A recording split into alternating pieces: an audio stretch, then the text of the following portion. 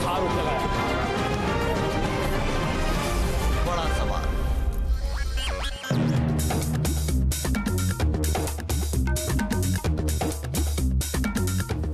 आप देख रहे हैं बड़ा सवाल। नमस्कार, मैं हूं अजय कुमार।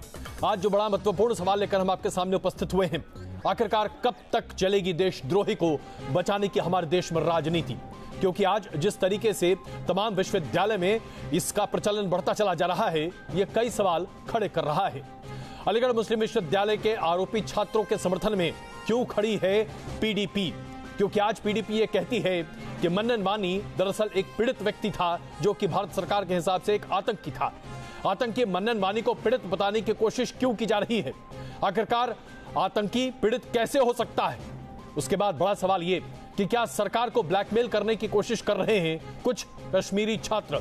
क्योंकि जिस तरीके से 1200 कश्मीरी छात्रों के अलीगढ़ मुस्लिम विश्वविद्यालय को अपनी डिग्री वापस लौटाने की धमकी सामने आई है, ऐसा लगता है कि आज हमारे देश में अलगाववाद ही नहीं बल्कि आतंकवाद को भी सही ठहराने की छात्र नीति और उसके साथ साथ राजनीति चल रही है। इसी बड़े मुद्दे पर आज हम कर रहे हैं चर्चा।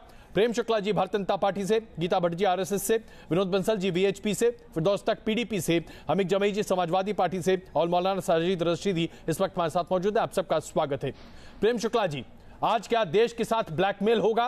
क्या आज 1200 छात्र अपनी डिग्री वापस करने का दंभ इसलिए भरेंगे क्योंकि 3 कश्मीरी छात्र के ऊपर जो कार्रवाई की गई है उसे वापस नहीं लिया गया, तो लोग पढ़ना बंद कर देंगे अलीगढ़ मुस्लिम विश्वविद्यालय में? क्या आज हम सब देशद्रोह को एक तरह से अनुमोदित करते दिखेंगे और देशभक्ति के लिए ब्लैकमेल होते दिखेंगे?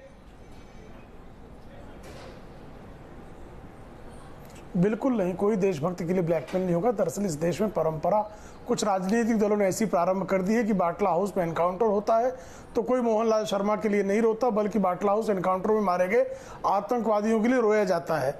एक ऐसी परंपरा इस देश में राजनीतिक डाली गई है कि गुलाम नबी आजाद होते हैं राज्यसभा में विपक्ष के नेता और अफजल गुरु जो है उसकी फांसी की सजा दी गई, वो गलत की गई। ये लिखकर आते हैं, शपथ पत्र देकर आते हैं और पी चिदम्बरम होम मिनिस्टर होने के बावजूद ये कहते हैं अफजल गुरु को फांसी देने का जो निर्णय था, उसको मृत्युदंड को जो क्षमा नहीं दिया गया था, वो गलत था। उसका जो पर्कोलेशन होते होते आज मुफ्ती जो जिस तरह से महबूबा मुफ्ती जो बातें कर रही है, या जो उमर अब्दुल्ला ने जब अफजल गुरु को फांसी देने का दंड दिया गया तो संवैधानिक पद पर मुख्यमंत्री रहते हुए जिस तरह से अफजल गुरु की फांसी का विरोध किया, तो एक सेकुलर राजनीति के नाम पर राष्ट्रद्रोही तत्वों को, आतंकवादियों को समर्थन देने की जो परंपरा रही, आज ये सबसे बड़ा इसमें जो अच्छा मुझे लगता है जो सकारात्मक पक्ष है कि अलीगढ़ मुस्लिम यूनिवर्सिटी के छात्रों ने भी अब इसका विरोध करना शुरू कर दिया। वहां पर जब जनाजे नमाजा की बात हुई तो अलीगढ़ मुस्लिम विश्वविद्यालय के छात्रों ने उसका विरोध किया, उनको भगाया और वहां पर अलीगढ़ मुस्लिम विश्वविद्यालय के प्रशासन ने एक्शन लिया। नहीं तो स्थिति ऐसी थी कि आप देख रहे थे कि आदरणीय महामहिम राष्ट्रपति का वहां कार्यक्रम लग रहा था और अलीगढ़ मुस्लिम विश्वविद्यालय के छात्र उसका विरोध कर रहे थे क्योंकि राष्ट्रपति महोदय राष्ट्रीय स्वयंसेवक संघ से संबंध रखने वाले। बिल्कुल प्रेम शुक्ला जी, जो हो रहा है वो अपने आप में देश के लिए अच्छा नहीं है। लेकिन मैं आपसे जानना चाहता हूं, इससे पहले कि मैं पीडीपी के प्रवक्ता फिरदौस तक से बात करूं, आपसे जानना चाहता हूं कि पीडीपी के साथ आपने मिलकर कश्मीर में 3.5 साल सरकार चलाई। क्या आपको नहीं लगता था कि उस वक्त भी पीडीपी की नीति कुछ ऐसी ही है, अलगाववाद को आगे बढ़ाना?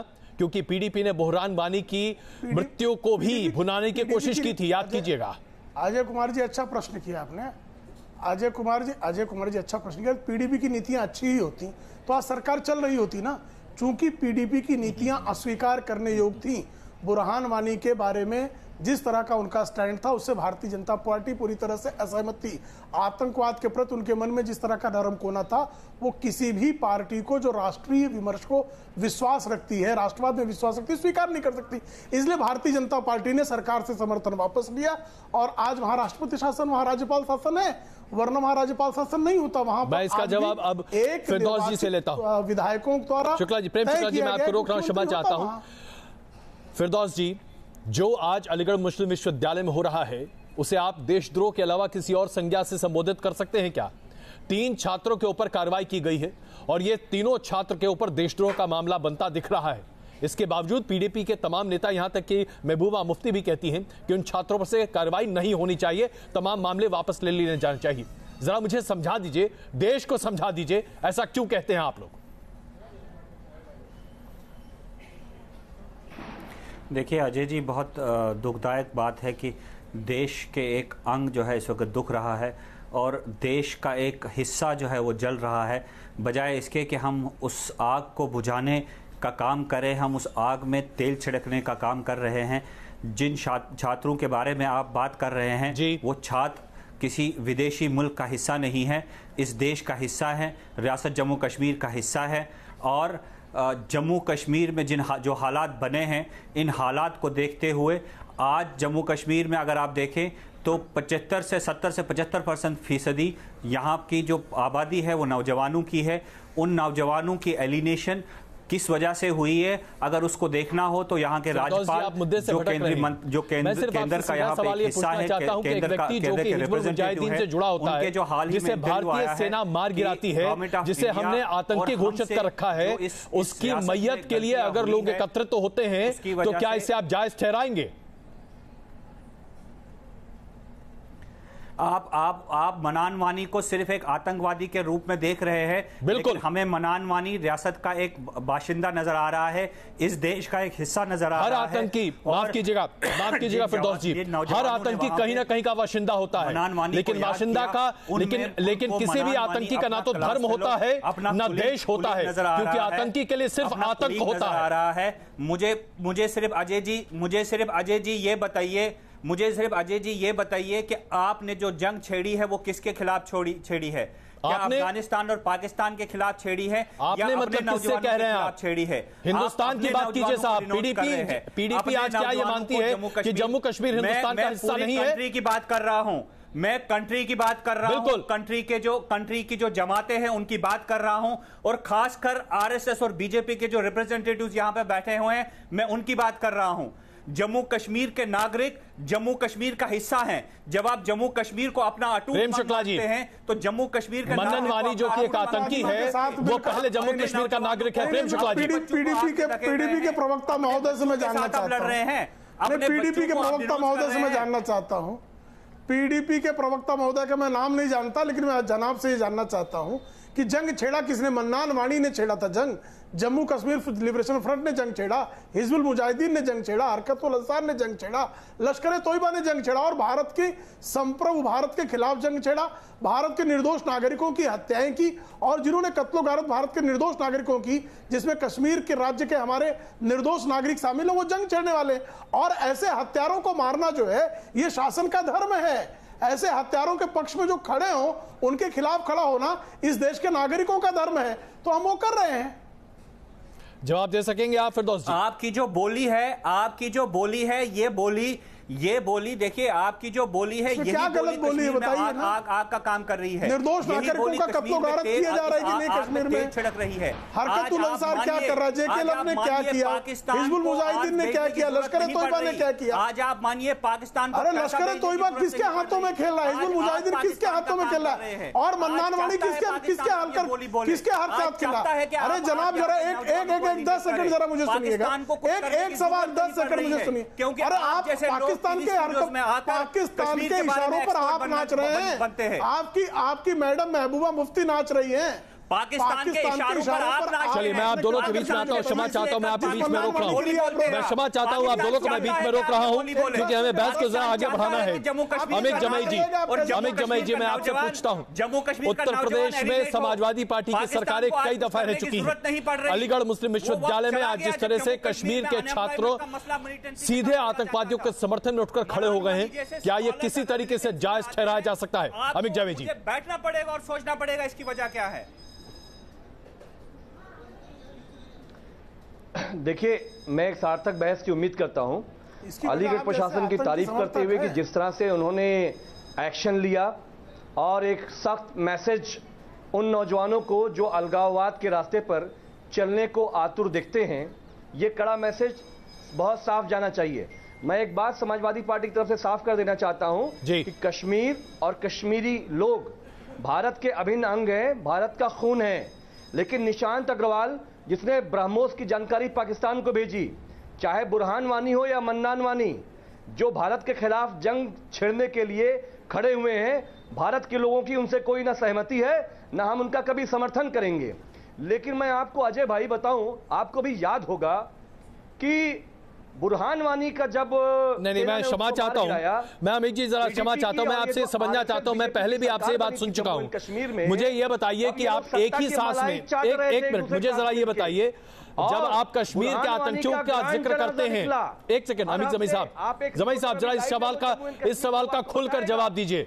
जब आप कश्मीर के आतंकियों का जिक्र करते हैं तो उस एक व्यक्ति का जिक्र क्यों करते हैं जिसका नाम आज एक हिंदू के तौर पर सामने आता है? क्या आप हिंदू और मुसलमान का भेद कर रहे हैं आतंकवाद में? अमित जमी जी, समाज से संबंधित ना चुपचाप जमी साहब मेरी बात सुनिए पहले। अमित जमी साहब इसका जवाब दीजिए। नहीं प्लीज नहीं दिखाया जाता है। अमित जमी साहब इसका जवाब आपको देना पड़ेगा। आज जिस तरीके से आप एक तरफ मन्नन मारी और बुरहान वानी को रखते हैं, दूसरी तरफ निशांत लाभ के एक व्यक्ति को रखकर ये कहते हैं कि वो भी और ये भी। भाई हम सब जानते हैं कि आतंकी है। निशांत ने देश के रहस्य बेचे हैं, उसके लिए उसको सजा मिलेगी। उसने किसी का खून नहीं किया। आप दो चीजों को किस तरह से मिला रहे हैं? समाजवादी पार्टी इसका जवाब दे। अरे अजय जी, आप भी पक्ष ले रहे हैं, आप भी हमारा सबसे बड़ा देश का हथियार ले रहे हैं, उसका पूरा टेक्नोलॉजी पाकिस्तान को दे दिया।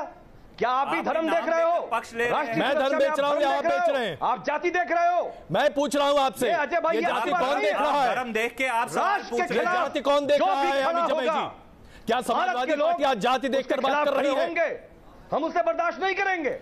चलिए गीता भट्ट जी, निशांत अग्रवाल क्या रिश्तेदार गीता भट्ट जी, आज जिस तरीके से ये प्रेम शुक्ला जी के आज जिस तरीके से धर्म आधारित आतंकवाद को भेजने की कोशिश की जा रही है, गीता भट्ट जी समर्थन में खड़े होते हैं आतंकवादियों का। अमित जमाई बदतमीजी बंद करो, उसका भाजपा ने कौन समर्थन किया? अरे सुनिए, बदतमीजी बंद करो अमित जमाई। किस भाजपा के साथ जब तलवे चाट रहे थे जम्मू आतंकवादियों के समर्थन में खड़े होते हैं, चाट रहे थे आतंकवादियों के तलवे आप चाटते हैं। मुलायम सिंह यादव का पुत्र चाहता है, गुरु को शहीद चाहता है, जो अखिलेश सिंह यादव गुरु को आतंकवादियों को धर्म के आधार पर हम आतंकवादी मानते हैं। बताओ, हाईकोर्ट जूते लेकर कैसे गए सत्ता में उनके साथ लेकर खड़ा होता है।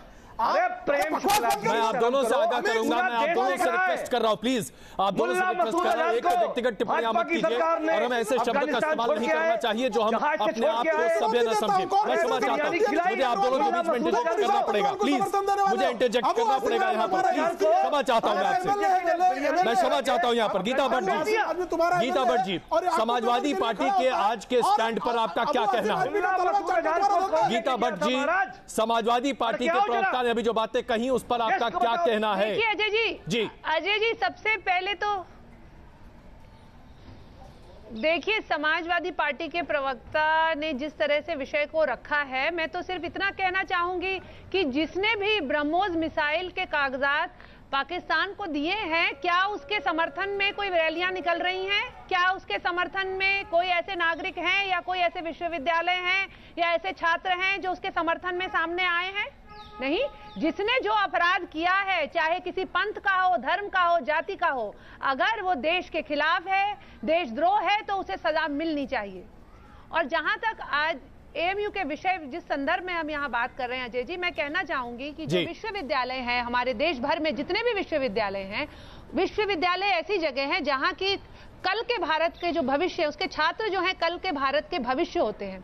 तो इसलिए इन विश्वविद्यालयों में जिस प्रकार का वातावरण रहेगा, जिस प्रकार का वहाँ पे अनुशासन रहेगा, जिस प्रकार का वहाँ पे जो वहाँ आदर्श पुरुष जो जिन्हें मानेंगे वहाँ के विद्यार्थी, किस कॉलेज का पढ़ा है नाम बताओ? कल के भारत के लिए निशांत अग्रवाल किस कॉलेज का पढ़ा है? इस तरीके से देखा जाए नॉन कश्मीरी छात्र, लेकिन कहने का आंदोलन में खिलाफ खड़ा है। अलीगढ़ मुस्लिम यूनिवर्सिटी, अलीगढ़ मुस्लिम यूनिवर्सिटी ऐसा क्यों है कि हमेशा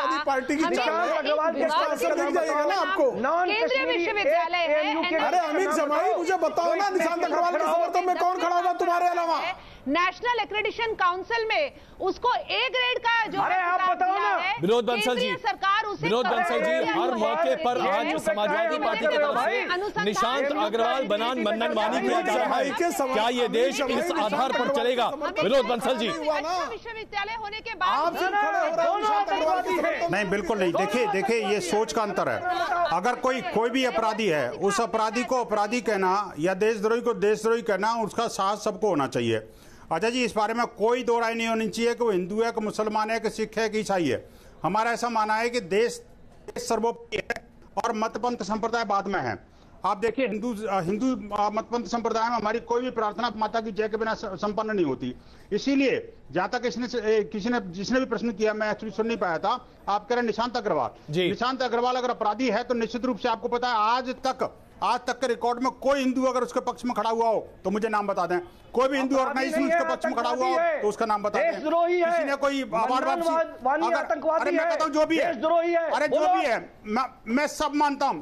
जब तक कोर्ट कहेगा वो सब मानता हूं, मैं सब कुछ है, कोर्ट जो कहेगा वो सब कुछ है, लेकिन अभी नहीं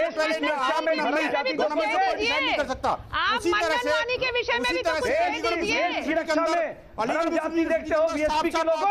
वहां पर जो आतंकवादी गतिविधियां हुई हैं, आतंकवादी मारा गया है, इसलिए समर्थन में हजारों लोग आतंकवादियों की छाती पर चढ़कर मारेंगे। आप स्यापा करना ऐसे ही, आप जैसे समाजवादी पार्टी ऐसे स्यापा करते रहे, आतंकवादियों के सिर को कुचलेंगे वाले लोग नेशनल टीवी चैनल पर बैठ करके इस तरह का उत्पाद आतंकवादियों के सिर को। आइए जरा इस चर्चा में मौलाना साजिद रशीदी को भी शामिल करते हैं। मैं क्षमा चाहता हूं, प्लीज मुझे जरा ये मौका दीजिए कि मौलाना रशीदी से भी मैं एक सवाल कर सकूं। मौलाना रशीदी, आज अलीगढ़ मुस्लिम विश्वविद्यालय में जिस तरीके से छात्र कश्मीरी छात्रों के समर्थन में खड़े हैं, 1200 छात्र अपना डिग्री वापस करने की धमकी दे रहे हैं। अगर 3 कश्मीरी छात्र जिनके ऊपर देशद्रोह का मामला लगाते हुए उन्हें रेस्टिकेट करने की प्रक्रिया शुरू की गई, उनका मामला वापस नहीं लिया गया तो 1200 छात्र अपनी डिग्री वापस कर देंगे। क्या ये ब्लैकमेल की राजनीति हमारे तमाम विश्वविद्यालय में चलनी चाहिए? क्या विश्वविद्यालय में आतंकियों का समर्थन होना चाहिए? मौलाना रशीदी।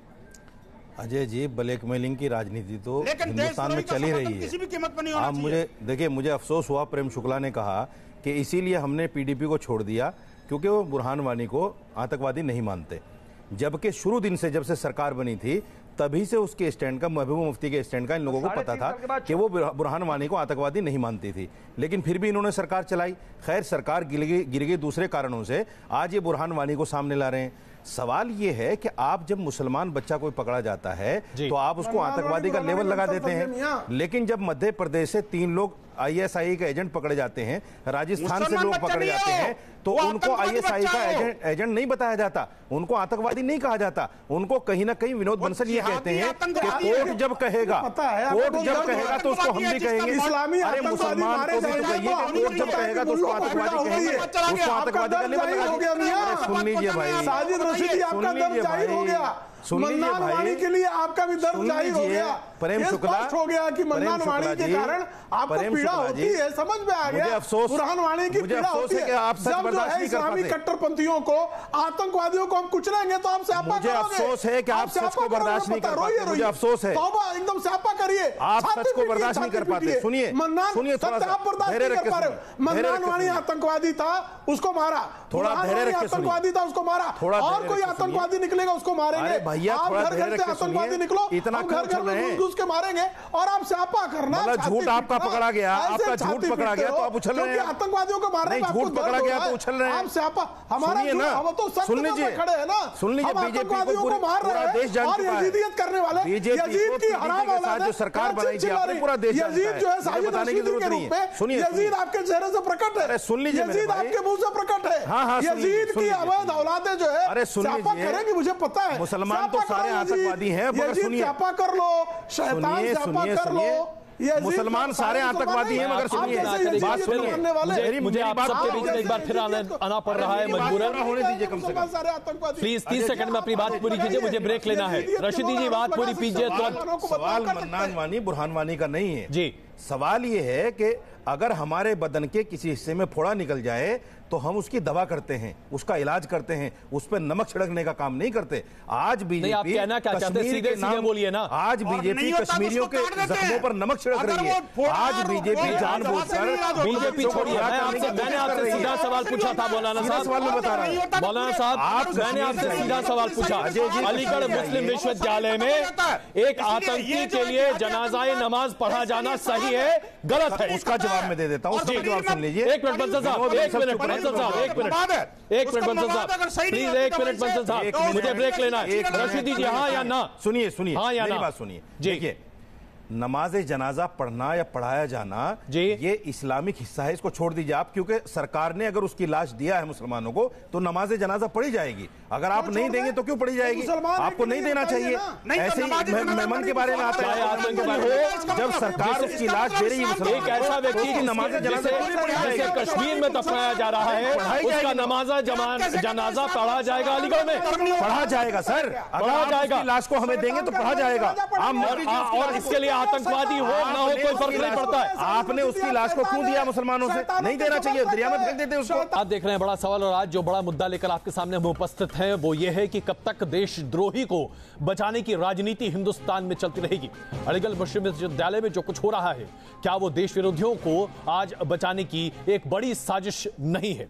इस मुद्दे पर बहस कर रहे हैं हमारे साथ प्रेम शुक्ला जी भारतीय जनता पार्टी से, गीता भट्ट जी आरएसएस से, विनोद बंसल जी बीएचपी से, फिरदौस तक पीडीपी से, अमित जमई जी समाजवादी पार्टी से और मौलाना साजिद रशीदी जी। ब्रेक से पहले हम इस बात पर बहस कर रहे थे कि अगर मन्नन मानी के पार्थिव शरीर को उसके परिवार को न सौंपा गया होता उसके अंतिम संस्कार के लिए, तो जनाजाए नमाज अपने आप में न पढ़ा जाता, और अगर छूट है तो इस छूट को इसका इस्तेमाल क्यों ना किया जाए? अमित जमई जी, शुरुआत में आपसे कर रहा हूं, क्या अलीगढ़ मुस्लिम विश्वविद्यालय में 150 छात्र एकत्रित तो होकर मन्नन मानी के लिए नमाज पढ़ रहे थे, क्या यह अपने आप में सही है? अजय जी, तर्क बहुत बढ़िया है। सारा कुछ प्रशासन को मत्थे बढ़ दो और खुद देशद्रोह करते रहिए। बढ़िया क्यों नहीं है? एएमयू ने आप खुद देशद्रोह करते रहिए और दूसरे से कहिए आप मुझे गोली मार, आज मुझे गोली मार, आज मुझे गोली मार। विनोद बंसल जी, तर्क बढ़िया क्यों नहीं है?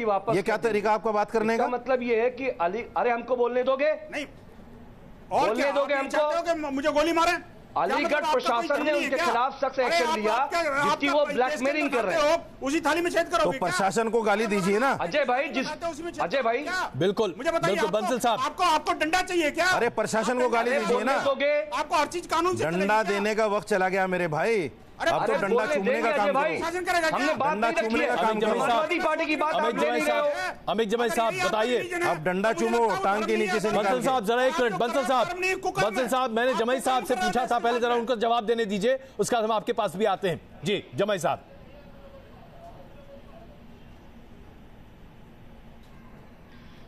बीजेपी की केंद्र सरकार ने, आपको मालूम है अजय जी, मुल्ला मसूद अजहर को जहाज से बिठाकर अफगानिस्तान ले गए, रास्ते में बिरयानी खिलाई और उसके चलते कश्मीर में आतंकवाद भड़का, आतंकवादी प्रवृत्ति भड़की।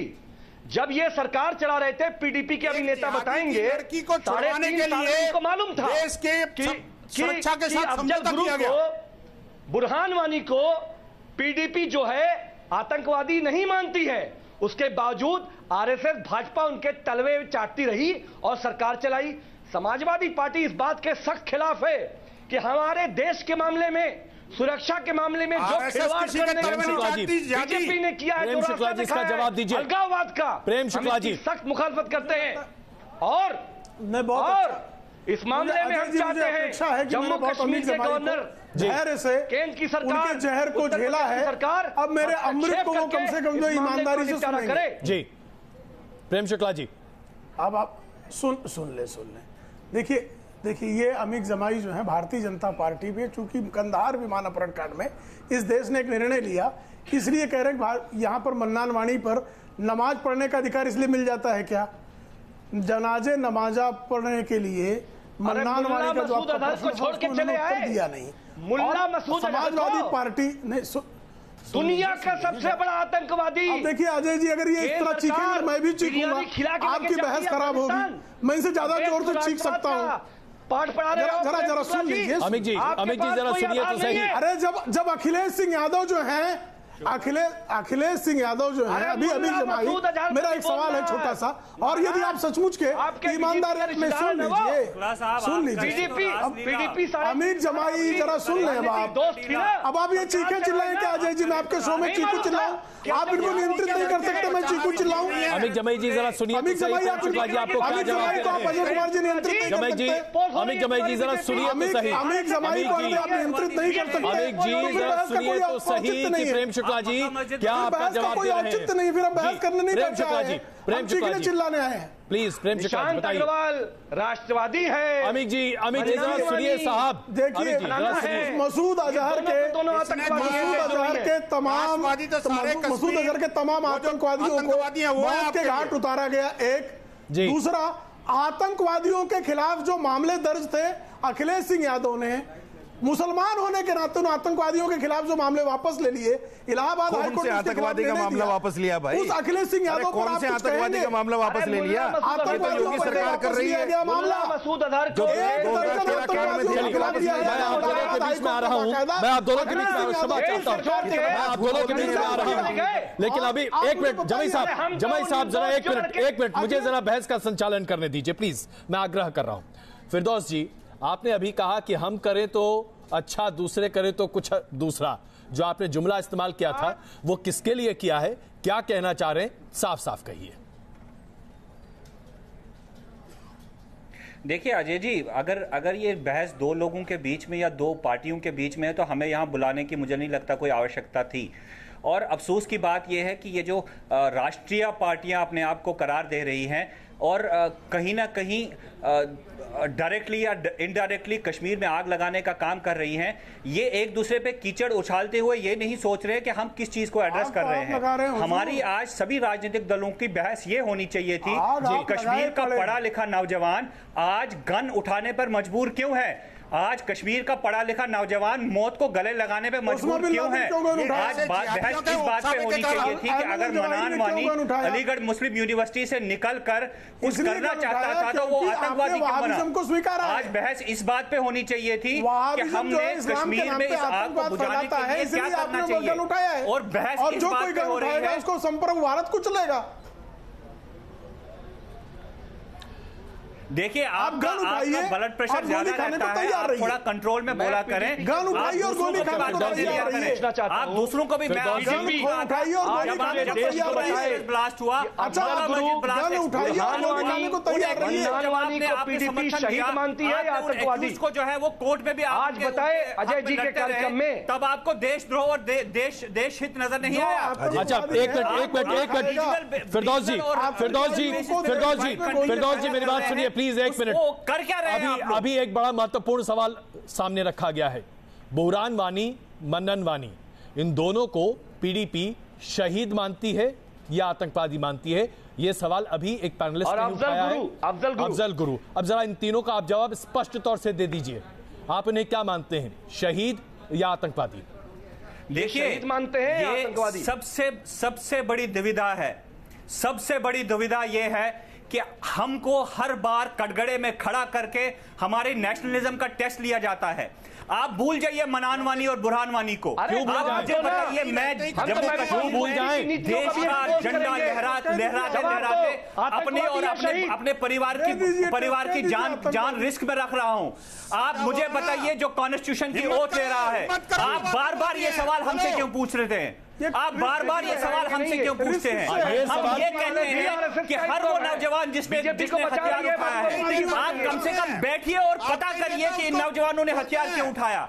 क्या जिंदगी प्यारी नहीं है? जम्मू कश्मीर के नौजवान के दिल्ली और बिहार और यूपी की तरह प्लीज जिंदगी नहीं जीना चाहिए। बहस को मुद्दे से मत भटकाइए प्लीज, बहस को मुद्दे से मत भटकाइए। बहुत सीधा सवाल पूछा गया और पैनलिस्ट क्या मानती है? हमारे पास यहाँ पर बीजेपी है, हमारे पास समाजवादी पार्टी है, हमारे साथ तमाम लोग हैं, सब लोग आज पीडीपी का स्पष्ट रुख जानना चाहते हैं। बीजेपी ने अपने नेशनलिज्म की सर्टिफिकेट देने की जरूरत नहीं है। आप पीडीपी ये बता दे कि बुरहान वानी, मन्नन वानी, अफजल गुरु आतंकी है या शहीद है? मेरा नेशनलिज्म मेरा आतंकी है या शहीद है? आतंकी है या शहीद है? जवाब देंगे आप? मैं उतना ही देशभक्त हूं।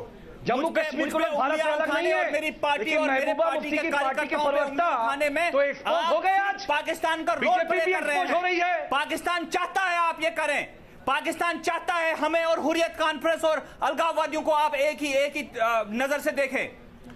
पाकिस्तान कौन चाहे लड़ या रहा ना है चाहे, यहाँ पे?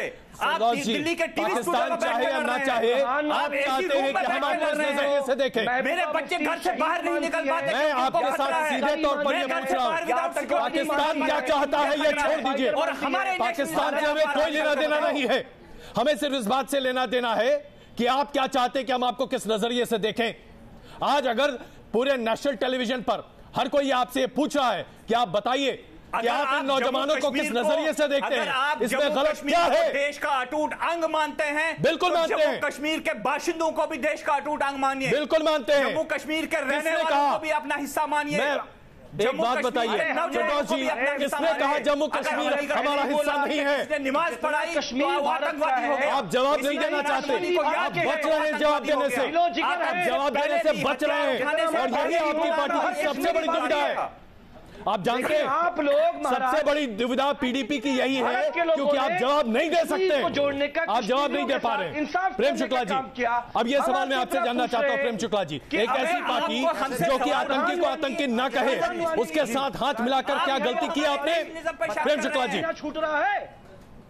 एक ऐसी पार्टी जो आतंकी को आतंकी न कहे, उस व्यक्ति के साथ हाथ मिलाकर, उस पार्टी के साथ हाथ मिलाकर एक ऐसी बीजेपी ने गलती की, हाँ या ना?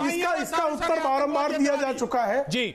इसका उत्तर बारंबार दिया जा चुका है। एक विशेष परिस्थिति थी जिसमें हमने आतंकवादियों को समर्थन देने वाले लेकिन जमहूरियत पर विश्वास रखने वाले को जमहूरियत कायम करने के लिए उसकी सरकार बनानी पड़ी, लेकिन ये चूंकि आतंकियों के साथ खड़ी रही इसलिए हमने सरकार गिरा दी। तो आतंकियों का जो समर्थन करने वाला है उसको हम सरकार में बिल्कुल नहीं ला सकते, और आतंकियों के साथ जो है जब मलाई खानी थी तब जब मलाई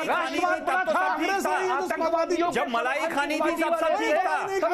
आज हम देशद्रोही हो गए, आज हम देशद्रोही हो गए क्योंकि हम सही कह रहे हैं, क्योंकि हम सत्य बयान कर रहे हैं, क्योंकि हम आपके झूठ कह रहे हैं, हम आतंकवादी हो गए। चलिए आइए जरा एक बार फिर मुद्दे पर मैं इस पूरे बहस को वापस लाता हूं, पूरे बहस को एक बार फिर से वापस ला लीजिए मुद्दे पर। गीता भट्ट जी, जिस तरीके से आज कश्मीर के मुद्दे को भुनाकर देश के टुकड़े टुकड़े करने वाली एक ब्रिगेड खड़ी हो गई है देश में, क्या इस टुकड़े टुकड़े ब्रिगेड को हम महत्व देंगे हमारे देश में? क्या ऐसे लोगों को हम जगह देंगे अपने देश में? गीता भट्ट जी, देखिए अजय जी, दुख की बात यही है कि अभी एक वक्ता है, उन्होंने ये सवाल उठाया कि जो है क्यों जो बच्चा जो है कश्मीर का बच्चे को क्यों जो है बंदूक उठानी पड़ जा रही है, इस विषय पे बात होनी चाहिए। क्या आज तक पीडीपी समाजवादी के प्रवक्ताओं ने कभी इस बात को उठाया कि वहां के मूल निवासियों को जिस तरह से बाहर फेंक दिया गया, उनकी महिलाओं और बच्चों के साथ जिस तरह उनके कत्ल हुए, वो क्या आज पूरे देश भर में क्या अपनी मेहनत की रोटी नहीं खा रहे? अगर वो भी यही बात कहते हैं कि हर एक शख्स ने, जम्मू कश्मीर के हर बाशिंदे ने इस बात का खंडन किया है। जम्मू कश्मीर के हर बाशिंदे ने, यहाँ की राजनीतिक पार्टियों को छोड़े, जम्मू कश्मीर के हर बाशिंदे ने इसका खंडन किया है। पीडीपी की, जम्मू कश्मीर के हर बाशिंदे ने इसका खंडन किया है। आप बुरहान वानी की हत्या की निंदा नहीं कर पा रहे हैं। अरे गीता भट्ट जी, हम जानते हैं आप आरएसएस के मेंबर भी नहीं हो। ये बताइए लेफ्टिनेंट, अरे महिला विरोधी संगठन से जुड़ी हुई हो आप, जो महिलाओं को सम्मान नहीं देना चाहता, जो महिलाओं को शूद्र बना के रखना चाहता है, शूद्र बना के रखना चाहता है। विनोद बंसल जी, समाजवादी प्लीज एक मिनट क्षमा चाहता हूँ, प्लीज एक मिनट। गीता जी ने यहाँ बहुत महत्वपूर्ण मुद्दा उठाया। विनोद बंसल 4 घंटा डिबेट कर सकते हैं, कोई जानकारी नहीं है आप लोगों के पास। जमाई साहब जरा एक मिनट, मैं क्षमा चाहता हूँ, कोई जानकारी नहीं है आपके पास। अमीक जमाई नाम के एक्सपोज हुए जमाई साहब जरा सुनिए तो सही। जमाई साहब, ये तो मनुष्यों की भाषा में बात ही नहीं कर रहे। प्लीज एक मिनट, नहीं प्लीज व्यक्तिगत टिप्पणियां मत कीजिए, मैं आग्रह करता हूं, हाथ जोड़कर निवेदन है प्लीज। विनोद बंसल जी, गीता जी ने बहुत महत्वपूर्ण मुद्दा यहाँ पर उठाया। अगर आज कश्मीर में नौजवान हथियार उठा रहे हैं तो क्या उन तमाम शरणार्थियों को भी हथियार उठा लेना चाहिए जिन्हें कश्मीर से भगा दिया गया है? करो, गीता जी को बहन बोला मैंने। प्लीज एक मिनट, व्यक्तिगत टिप्पणी नहीं। विनोद बंसल जी, आप क्या कर रही हो? विनोद बंसल जी, टिप्पणी की और कहा कि सदस्य तक नहीं है। अजय जी, बहुत ही आपकी मेरी बहन है। अच्छा प्लीज आइए, प्लीज बहस पर वापस आते हैं। कौन कितना अरे जब आरएसएस एकमात्र महिला है, उनके साथ कैसा सम्मान की भावना का व्यक्त कर रहे हैं लोग, उसको बेचारी को बोलने नहीं दे रहे। और दूसरी बात, अगर तथ्यात्मक कोई बात करता है उसके ऊपर दो एक साथ बोलने लग जाते हैं। अजय जी मुझे बताइए कि देखिए जो बात है वो बड़ी गंभीर है जी। सिर्फ इतना नहीं है कि 3.5 लाख से ज्यादा हिंदुओं को पलायन करने को मजबूर होना पड़ा, उनको हथियार उठाना चाहिए। इससे अलावा एक और बात भी है कि जो बॉर्डर एरिया में देश की आजादी से पहले से रह रहे अब असंख्य हिंदुओं को अभी तक आई कार्ड तक नहीं मिले, उनको वोटर आई कार्ड तक नहीं बने। आखिरकार अगर वो भी हथियार उठा रहे हैं तो इनका क्या हाल होगा, इनका क्या पीडीपी का क्या असर होगा अगर वो 3.5 लाख हिंदुओं को वापस हथियार देकर के पलायन करने को मजबूर कर दें। क्या आपको लग रहा है आप ये चाहते हैं इस बात को करना? लेकिन नहीं। देखिए आपको हम जानते हैं कि आप आतंकवादियों के पैरोकार हो, हम जानते हैं कि आप अलगाववादियों के पैरोकार हो, हम जानते हैं कि आप पाकिस्तान परस्त हो, लेकिन इसके बावजूद भी हम वो काम नहीं करेंगे जो आप दुनिया को उकसाते हैं। हम किसी हिंदू को नहीं उकसाएंगे, लेकिन इस बात को सामने लेना पड़ेगा। अडॉप्ट मत करिए। बात हिंदू और मुसलमान की नहीं है, बात जिहादी की पंडित और राष्ट्रवाद की है। कश्मीर का मुसलमान भी, कश्मीर का सिख भी माइग्रेट हुआ है। आप हर चीज को रिलीजियस तराजू में क्यों बोलते हैं? ये जो है जिस तरह से अलीगढ़ मुस्लिम यूनिवर्सिटी के अंदर पूरे देश में आपने आग लगा दी है आतंकवादी को रिलीजियस डिवीजन की वजह से काम किया है, पूरे देश पढ़ाना ये इस्लाम का हिस्सा है कि नहीं कोशिश की है। और ये पीडीपी इस्लामिक अपराध है कि नहीं है, ये उसके जमाई है। पीडीपी और जमाई क्या वो जमाई है सारे आतंकवादी। जरा इस्लामिक रवायत की बात हो रही है तो मौलाना साहब प्रश्न पूछा ये आखिरकार आतंकवादियों का आतंकवादी बोल पाएंगे नहीं बोल पाएंगे? बिल्कुल, लेकिन उनमें से किसी ने आप चला रहे थे पीडीपी के साथ। एक मिनट प्लीज मौलाना रशीदी, मैं एक मिनट मैं क्षमा चाहता हूँ, मुझे एक सवाल मौलाना रशीदी से करोगे बीजेपी की। एक मिनट मंदिर कर रहे थे ना। एक मिनट प्लीज 4.5 साल हो गए। मुझे ये बताइए कि क्या कहीं से भी इस्लाम के तहत किसी भी आतंकवाद को जायज ठहराया जा सकता है? क्या आज तक ऐसा जायज ठहराया गया है? तो फिर क्यों जबरदस्ती इस्लाम का नाम घसीटने की कोशिश की जाती है? देखिए अगर मैंने इनके दिक्कत क्या है जी, दिक्कत ये है कि जब मुसलमान का नाम आता है तो आतंकवाद लफ्ज जुड़ जाता है। इस्लाम को आतंकवादी कह दिया जाता है, मुसलमान को आतंकवादी कह दिया जाता है। लेकिन जब उसी गतिविधि में कोई हिंदू पकड़ा जाता है तो उसको आतंकवादी, क्योंकि जब भगवा आतंकवाद कह दिया गया था तो ये सब लोग चिल्ला पड़े थे कि भगवा आतंकवाद क्यों कह दिया गया। इसके अलावा कल जो है शशि थरूर ने सिर्फ इतना कह दिया अच्छा हिंदू बुरा हिंदू, मैं ये जानना चाहता हूँ जब गुजरात के अंदर इशरत जहां इनकाउंटर हुआ, सोहाबुद्दीन इनकाउंटर हुआ, एहसान जाफरी को मारा गया तो वो आतंकवाद नहीं था। बटला हाउस इनकाउंटर हुआ जो फेक इनकाउंटर था, वो बच्चे आतंकवादी नहीं थे। आज तक हमारे देश की इन्वेस्टिगेशन एजेंसी को साबित नहीं कर पाई, लेकिन वो भी आतंकवादी। ये सारी चीजें हम देखते हैं। कश्मीर में जो कुछ हो रहा है, सही कहा पीडीपी के प्रवक्ता ने कि आज कश्मीर का बच्चा अगर घर उठा रहा है तो उसकी कोई ना कोई वजह है। उसकी बहन का रेप किया जा रहा है, उसकी माँ के साथ गलत किया जा रहा है, उसके भाई को मारा जा रहा है। अगर आप क्यों नहीं पूछा जाता रशीदी, इसका जवाब दीजिए। अगर आप इस दलील को सही दिखा रहे हैं तो इसका मतलब उन तमाम हिंदुओं को भी बंदूक उठा लेनी चाहिए जिन्हें कश्मीर छोड़कर भागना पड़ा। उनके साथ में मुझे बताइए क्या हुआ? क्या नहीं हुआ उसके साथ? कुछ नहीं हुआ। ये क्या तरीका है कि आप बंदूक उठाने को जायज ठहराते हैं? सुनिए, मैं ना मुसलमानों को भगाया, बंदूक ना मुसलमानों से कहने से मना कर रहे हैं, ना मुसलमानों ने भगाया, ना मुसलमानों इस बात से गिरफ्तारी नहीं हो सकती, ये बहस नहीं हो सकती। बंदूक कोई नहीं उठा सकता। मैं इस बात बिल्कुल खंडन करूंगा इस चीज का। मौलाना साहब पंडितों कोई हिंदू कोई मुसलमान भगाया नहीं, और ना इस बात की कोई भी आदमी इसको स्वीकार नहीं कर सकता, चाहे हिंदू हो या मुसलमान हो। हिंदुस्तान में कोई बंदूक नहीं उठा सकता। वाले जो है वो साजिद रशीदी जैसे ये झोला छाप बोलाना है। आपने इतना बड़ा झूठ बोल दिया अभी टीवी पर कि अखिलेश यादव ने आतंकवादियों के केस वापस ले लिए। कौन से आतंकवादी केस वापस लिया? कौन से आतंकवादी का केस वापस लिया? इलाहाबाद हाईकोर्ट का फैसला भेज देता हूं, पढ़ा लिखा करो, पढ़ा लिखा करो जरा। मौलाना आपके प्रधानमंत्री बोलते हैं 35 एयरपोर्ट हमने बना दिए, आपको झूठ बोलने के लिए दिया था। आप झूठ बोलते हो, झूठे आप। अरे आपको यजीद की अवैध औलाद दिया था क्या? यजीद की औलाद आप झूठ बोलने के लिए हिंदुओं को वोट दिया था क्या? आप कितना यजीद के साथ निकला हूं? झूठ बोलने के लिए वोट दिया था क्या? 35 एयरपोर्ट बना दिए, अखिलेश यादव ने आतंकवादियों को छोड़ दिया। आइए आइए मुद्दे पर वापस लौटते हैं प्लीज। मैं आप दोनों से क्षमा चाहता हूँ। आइए मुद्दे पर वापस लौटते हैं, देश के सामने आइए मुद्दे पर वापस लौटते हैं प्लीज। एक मिनट मेरे पास सिर्फ 1 मिनट का वक्त है। 2019 में प्लीज तुम्हारी औकात बता देगी प्लीज ऐसा मत कीजिए, प्लीज इन शब्दों का इस्तेमाल मत कीजिए। मैं आप सबसे रिक्वेस्ट कर रहा हूं, प्लीज मैं आप सबसे रिक्वेस्ट कर रहा हूं, इस तरह के शब्दों का इस्तेमाल मत कीजिए। मेरे पास थोड़ा सा बचा था, लेकिन मैं बहस को यही खत्म करता हूं। मुझे लगता है कि ये बहस अपनी दिशा खोता जा रहा है, लेकिन आज वास्तविकता यह है कि हिंदुस्तान में किसी भी व्यक्ति को बंदूक उठाने की ना तो इजाजत है, ना उसका समर्थन किया जा सकता है, चाहे वजह कोई भी क्यों ना हो। बहुत धन्यवाद आप सबका इस चर्चा में शामिल होने के लिए। बड़ा सवाल में आज के लिए बस इतना ही। लगातार देखते रहिए न्यूज़ नेशन। छूने का आरोप लगाया